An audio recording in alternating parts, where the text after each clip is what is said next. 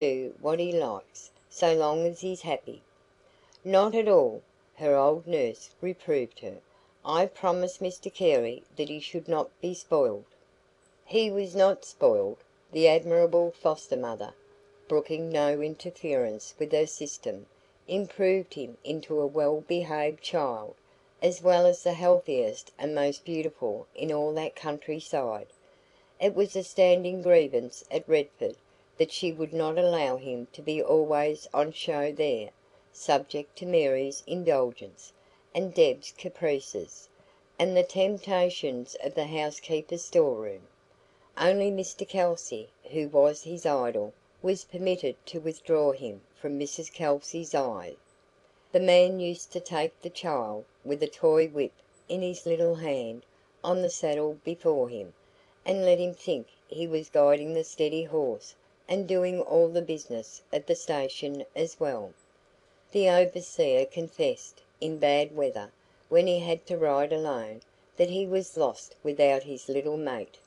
"Hardly weaned," he used to brag, "and knows every beast on the place as well as I do myself."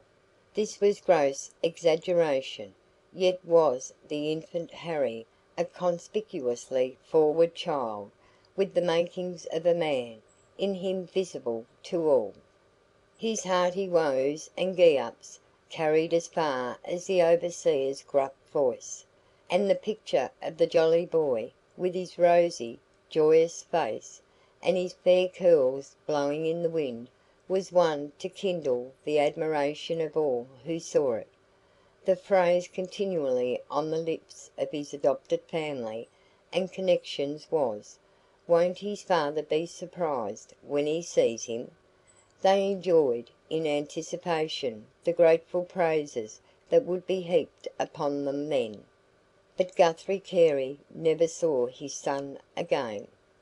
The baby went a visiting with his foster parents to the local township, and it was supposed caught the infection of typhoid there from some unknown source. Having caught it, the robust little boy, unused to any ailment, was wrecked at once, where a frail child might easily have weathered the storm. No little prince of blood royal could have been better nursed and more strenuously fought for, but 3 days after he had visibly sickened he was dead. And then the wail went up, "Oh, what will his father say?" When Guthrie came, prepared by letters from fellow mourners, as bereaved as himself, it was but from one day to the next, only to hear the particulars, and to see the little grave. Deborah was away from home, but in any case Mary would have been the one to perform the sad duties of the occasion. They were hers by right. She took him to the family cemetery on the only evening of his stay, and, herself speechless and weeping, showed him the whole place, renovated and made beautiful for the sake of the latest comer. No weeds, no dead rosebushes, no vampire ivy now, but an orderly garden, new planted and watered, and in the midst a small mound heaped with fresh cut flowers. She had visited the child daily while he lived at Mrs Kelsey's; now she almost daily visited his grave. They dropped on their knees beside it, close as bride and bridegroom on their altar steps, as father and mother at the firstborn's cradle. The dusk was melting into moonlight; they could not see each other's faces.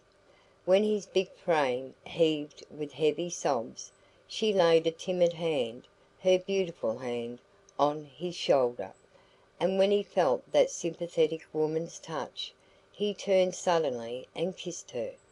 Afterwards he did not remember that he had done it. She seemed to cling to him when, next morning, the time came for him to go.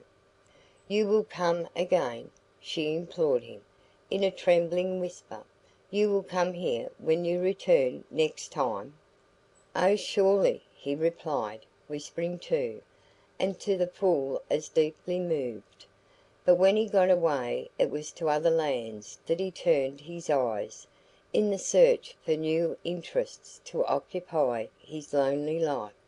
With Lily and the baby dead, and Deborah Pennycuick given to another man, Australia had no more hold on him.